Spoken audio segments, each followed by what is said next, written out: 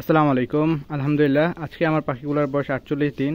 তো 48 দিনের বয়স হয়ে আমার পাখিগুলার 10% পাখি ডিম পাড়া শুরু করছে।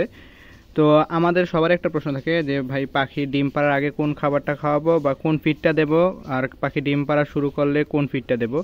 তো আজকে আমরা যে বিষয়টা নিয়ে আলোচনা করবো সেটা হচ্ছে পাখির ডিম পাড়ার আগে আমরা কোন ফিডটা খাওয়াবো পাখিকে। তো আমরা সাধারণত দুইটা ফিড সাজেস্ট করে থাকি। একটা হচ্ছে সোনালি স্টার্টার আর একটা হচ্ছে ব্রয়লার স্টার্টার। পাখি ডিম পাড়া শুরু করার আগে যে ফিডটা খাওয়াতে সেটা সোনালি স্টার্টার, ব্রয়লার স্টার্টার। আর পাখি যতদিন না পর্যন্ত 50% পাখি ডিম পাড়া শুরু করবে ততদিন পর্যন্ত আপনি সোনালি বা ব্রয়লার স্টার্টারটা খাওয়াবেন। আমরা সাধারণত সাজেস্ট করে থাকি যে আপনি সোনালি স্টার্টারটা খাওয়ান, কারণ ব্রয়লার স্টার্টারটা খাওয়ালে কি হয়, পাখিটা দ্রুত ডিমে চলে আসে কিন্তু লম্বা সময় পর্যন্ত ডিম দিতে পারে না। কারণ আর সোনালি স্টার্টার খাওয়াইলে আপনার পাখিগুলো ডিম একটু পরে দেয়, কিছুদিন লেট হয় দিতে, কিন্তু এটা অনেক দিন একটানা ডিম পারে, 1 বছরের মতো ডিম পারে, লম্বা প্রসেস হয়।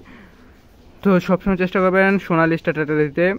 আর অবশ্যই এটা ভালো মানের ফিড দিবেন পাখিকে, যাতে পাখির সম্পূর্ণ পুষ্টি চাহিদা পূরণ হয়।